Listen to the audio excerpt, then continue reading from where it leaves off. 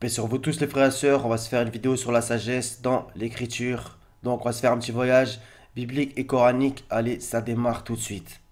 Donc on va commencer par se lire une définition, comme ça au moins on va pas se parler en chinois. Qualité de quelqu'un qui fait preuve d'un jugement droit, sûr, averti dans ses décisions, ses actions. Il a tranché avec sa sagesse habituelle. Qualité de quelqu'un qui agit avec prudence et modération, caractère de son action. La sagesse est un concept utilisé pour qualifier le comportement d'un individu souvent conforme à une éthique qui allie la conscience de soi et des autres, la tempérance, la prudence, la sincérité, le discernement et la justice s'appuyant sur un savoir raisonné. Donc, vous allez voir, on va lire pas mal de versets.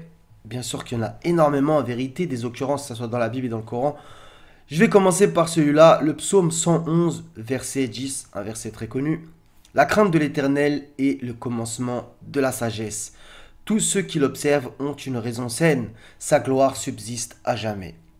On va lire pas mal de versets dans le livre de l'Ecclésiaste, attribué à Salomon. Salomon, voilà, un homme extrêmement sage, où les gens, justement, ils se déplaçaient carrément pour aller rechercher sa sagesse auprès de lui. Donc, Proverbes chapitre 1, encore une fois, les proverbes qu'on attribue encore une fois à Salomon. Chapitre 1, verset 7. La crainte de l'Éternel est le commencement de la science. Les insensés méprisent la sagesse et l'instruction. Donc, Ecclésiaste, chapitre 1, verset 18, même si en vérité, tout le livre de l'Ecclésiaste, justement, il parle de cette notion de sagesse, de cette notion extraordinaire. Avec beaucoup de sagesse, on a beaucoup de chagrin. Et celui qui augmente sa science, augmente sa douleur. Donc voilà, beaucoup de sagesse, tu as du chagrin. T'augmentes ta science, t'augmentes ta douleur. Donc par exemple, si toi, tu as fait tes recherches ces dernières années, etc., tu as vu que voilà, t'en prends plein la tête dans un certain sens. Donc, Ecclésiaste chapitre 2, verset 13. J'ai vu que la sagesse a de l'avantage sur la folie, comme la lumière a de l'avantage sur les ténèbres. Donc on va voir que dans la majorité des cas, la sagesse, c'est extraordinaire. Même si on va voir deux, trois petites subtilités, justement, que Salomon nous décrit. Ecclésiaste chapitre 7, versets 11 à 23. Et en vérité, comme je t'ai dit, tout ce livre, il en parle dans un sens. La sagesse vaut autant qu'un héritage, et même plus pour ceux qui voient le soleil. Car à l'ombre de la sagesse, on est abrité comme à l'ombre de l'argent. Mais un avantage de la science, c'est que la sagesse fait vivre ceux qui la possèdent. Regarde l'œuvre de Dieu. Qui pourra redresser ce qu'il a courbé? Au jour du bonheur, sois heureux. Au jour du malheur, réfléchis. Dieu a fait l'un comme l'autre, afin que l'homme ne découvre en rien ce qui sera après lui. J'ai vu tout cela pendant les jours de ma vanité. Il y a tel juste qui périt dans sa justice, et il y a tel méchant qui prolonge son existence dans sa méchanceté. Ne sois pas juste à l'excès, et ne te montre pas trop sage. Pourquoi te détruirais-tu? Ne sois pas méchant à l'excès, et ne sois pas insensé. Pourquoi mourrais-tu avant ton temps? Il est bon que tu retiennes ceci, et que tu ne négliges point cela. Car celui qui craint Dieu échappe à toutes ces choses. La sagesse rend le sage plus fort que 10 chefs qui sont dans une ville. Non, il n'y a sur la terre point d'homme juste qui fasse le bien et qui ne pêche jamais. Ne fais donc pas attention à toutes les paroles qu'on dit, de peur que tu n'entendes ton serviteur te maudire. Car ton cœur a senti bien des fois que tu as toi-même maudit les autres. J'ai éprouvé tout cela par la sagesse, j'ai dit, je serai sage, et la sagesse est restée loin de moi. Donc ça... Une phrase magnifique, extraordinaire. J'ai dit je serai sage et la sagesse est restée loin de moi. Ecclésiaste chapitre 9 verset 16. Et j'ai dit la sagesse vaut mieux que la force. Cependant la sagesse du pauvre est méprisée et ses paroles ne sont pas écoutées.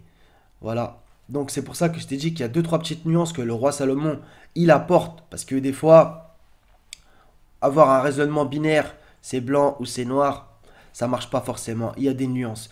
Et justement, il a éprouvé dans sa vie par la sagesse ceci et cela, et donc du coup il peut nous arriver à nous donner des nuances. Ça c'est très important. Dans le livre des rois, le 1 chapitre 4 verset 34, il venait des gens de tous les peuples pour entendre la sagesse de Salomon de la part de tous les rois de la terre qui avaient entendu parler de sa sagesse. Dans les proverbes chapitre 7 verset 4, dis à la sagesse tu es ma sœur et appelle l'intelligence ton ami. Encore un petit proverbe 21, 16. L'homme qui s'écarte du chemin de la sagesse reposera dans l'assemblée des morts. Dans Ésaïe, chapitre 11, c'est la prophétie d'Ésaïe. Puis un rameau sortira du tronc d'Isaïe, et un rejeton naîtra de ses racines. L'esprit de l'Éternel reposera sur lui, esprit de sagesse et d'intelligence, esprit de conseil et de force, esprit de connaissance et de crainte de l'Éternel. Donc justement, on voit que si tu l'interprètes comme étant pour Jésus, tu vois que ça colle parfaitement. On va le voir aussi dans le Coran que Dieu lui a donné la sagesse, l'écriture, etc. D'accord? De même que par exemple Jean, donc Yahya, dans la sourate 19, on voit que le Seigneur lui a donné la sagesse. Et à plein d'autres envoyés. Je ne vais pas te réciter tous les versets. Je t'invite justement à faire tes recherches dans les moteurs coraniques ou bibliques. Donc sourate 2, verset 251, à propos de David. David qu'on a retrouvé au tout début, donc par le biais des psaumes. David aussi parle pas mal de la sagesse. David, le père de Salomon, Salomon étant un homme hyper sage, on voit qu'il y a un lien qu'on va retrouver dans le Coran. Sourate 2, verset 251, Bismillah, ils les mirent en déroute par la grâce d'Allah. David tua Goliath, et Allah lui donna la royauté et la sagesse, et lui enseigna ce qu'il voulut. D'accord? Allah lui donna la royauté et la sagesse. Donc c'est important. On retrouve ça dans la 38-20. Au passage, au verset 26, on voit que David est un calife. Et nous renforçâmes son royaume et lui donnâmes la sagesse et la faculté de bien juger. À propos de David, encore une fois, donc la sagesse. Sourate 2, verset 269, un verset général. Il donne la sagesse à qui il veut. Donc Dieu donne la sagesse à qui il veut, il n'en déplaise à certains. La sagesse ne s'achète pas. Pour ça, il n'y a pas Mastercard. Et celui à qui la sagesse est donnée, vraiment, c'est un bien immense qui lui est donné. Mais les doués d'intelligence seulement s'en souviennent. Sourate 10, verset 1, pour voir un exemple, Alif Lam Ra, voici les versets de l'écrit plein de sagesse. Et on trouve ça aussi dans la sourate 31 au verset 2, voici les versets de l'écrit du Kitab plein de sagesse. Et au verset 12, donc justement dans cette sourate Luqman, on voit que justement Luqman, il a eu une énorme sagesse aussi. D'ailleurs au passage, pour ceux qui ont des enfants, cette sourate, au niveau de l'éducation, elle est super importante. On a beaucoup de choses là-dedans. Au verset 12, donc comme je t'ai dit, nous avons effectivement donné à Luqman la sagesse. Sois reconnaissant à Allah, car quiconque est reconnaissant n'est reconnaissant que pour soi-même. Quant à celui qui est ingrat, en vérité, Allah se dispense de tout et il est digne de louange. Voilà les frérots, les sœurettes, il y a énormément d'autres versets. Donc dans les psaumes, dans les proverbes, dans l'Ecclésiaste particulièrement, bibliquement, même si aussi dans l'Évangile, il y en a des versets concernant la sagesse et on voit que Jésus en avait une énorme.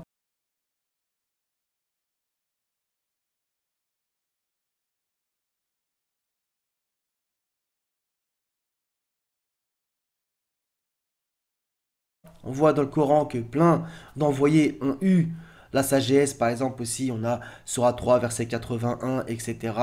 Bien entendu, c'est une arme que le Seigneur te donne pour justement pouvoir détruire le faux et vivre ta vie de la meilleure des manières qui soit. Pour vivre ta meilleure vie, on va dire. Soyez tous bénis les frérots, les sœurettes.